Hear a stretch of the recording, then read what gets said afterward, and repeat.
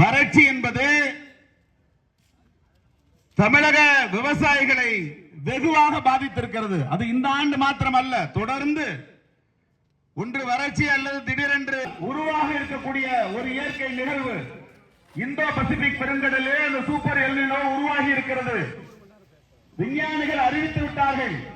இதன் மூலமாக குறிப்பாக தமிழ்நாடு இந்த ஆண்டு கடுமையாக பாதிக்கப்படும், மழை அளவு குறையும். அது தென்மேற்கு பருவமழையா இருந்தாலும் வடகிழக்கு பருவமழையா இருந்தாலும் நமக்கு சாதகமாக இருக்காது என்கிற அறிவிப்பே வந்துவிட்டது.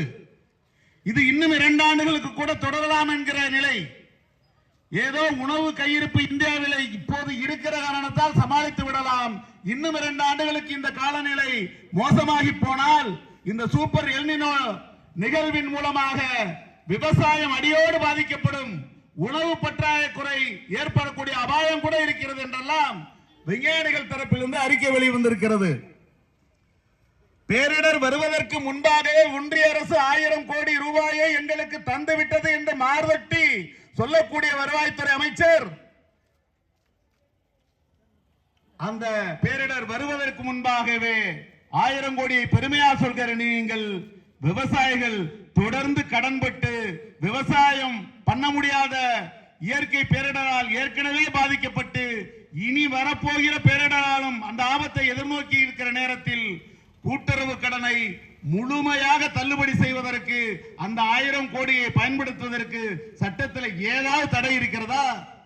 உங்கள் மனதில் ஏதாவது தடை இருக்கிறதா? விவசாயிகளின் கடன்களை முழுமையாக நீங்கள் தள்ளுபடி செய்ய வேண்டும். அதற்கான தொகை உங்களிடத்தில் இப்போதே இருக்கிறது. பேரிடர் மேலாண்மை நிதி இதற்கு பயன்படுத்துவதற்கு உங்களுக்கு எந்த தடையுமே கிடையாது.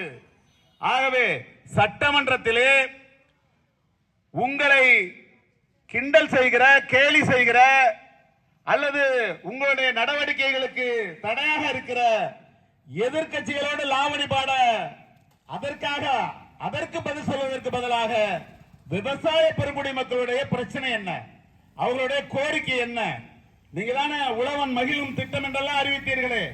உங்களுடைய தேர்தல் வாக்குறுதியின்படி ஏற்கனவே தேர்தல் வாக்குறுதியில் யாரும் நிறைவேற்றவில்லை, நான் வந்தால் எல்லாமே மாறிவிடும் என்று நீங்கள் கொடுத்த அந்த வாக்குறுதியை காப்பாற்றுவதற்காக எதிர்க்கட்சிகளோடு சண்டையிடுவதற்கு பதிலாக தமிழ்நாட்டின் மக்களுடைய வாழ்வாதாரத்துக்கெல்லாம் இவர்கள் சேற்றிலே கை வைத்தால்தான் நாம் அனைவருமே சோற்றிலே கை வைக்க முடியும் என்கிற யதார்த்தத்தை புரிந்து கொண்டு விவசாயிகள் மன மகிழக்கூடிய வகையில் கூட்டுறவு கடன்களை முழுமையாக தள்ளுபடி செய்ய வேண்டியது உங்களுடைய கடமை.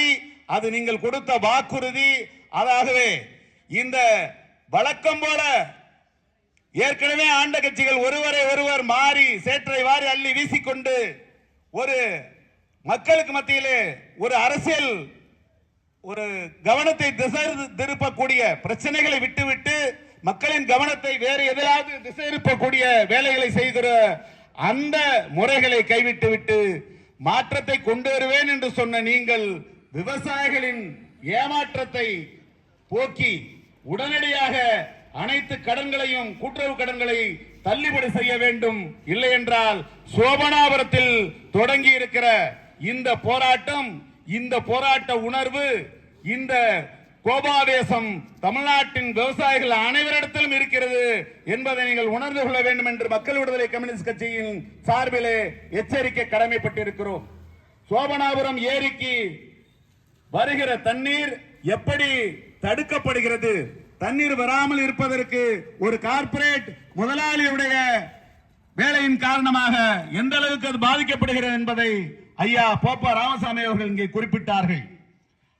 மாற்றம் என்பது ஒரு அரசியல் கட்சி ஆட்சியிலிருந்து போய் இன்னொரு அரசியல் கட்சி ஆட்சிக்கு வருவதல்ல மாற்றம்.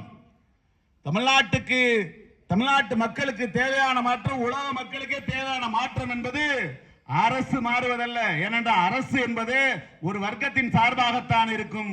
இதுவரைக்கும் நம்ம பார்த்து கொண்டிருக்கிற அனைத்து அரசுகளுமே முதலாளி வர்க்கத்திற்கான அரசாக இருக்கிறது. உழைக்கும் மக்களுக்கான அரசு என்பது, அந்த அரசு உருவாக்கக்கூடிய சமூகம் என்பது சோசியலிச சமூகத்திலே தான். வேறு எந்த மாடலும் பயன் தராது. மற்ற மாடல்களை மாடல்களுக்கு மாற்று என்று இப்போது சொல்லுவவர்களாலும் இதெல்லாம் முடியாது. சோசலிச சமூகத்தில் மாத்திரம்தான் விவசாய பெருங்குடி மக்கள், வேளாண் பெருங்குடி மக்கள், தமிழ்நாட்டின் பூர்வகுடி மக்கள், தமிழ் தேசிய இனம் தலை நிமிர்ந்து வாழ வேண்டும் என்றால் சோசலிச தமிழ்நாடு அமைய வேண்டும். அந்த பாதையிலே பயணிப்போம். உழைக்கும் விவசாயிகளை ஒன்று திரட்டி போராடுகிற ஐயா போப்பா ராமசாமி அவர்களின் இந்த முயற்சிகளுக்கு என்றென்றைக்கும் மக்கள் விடுதலை கம்யூனிஸ்ட் கட்சி தொடர்ந்து துணை நிற்கும் என்று உங்களிடத்தில் தெரிவித்து வாய்ப்புக்கு நன்றி கூறி அமர்கிறேன். நன்றி, வணக்கம். சிறப்பாக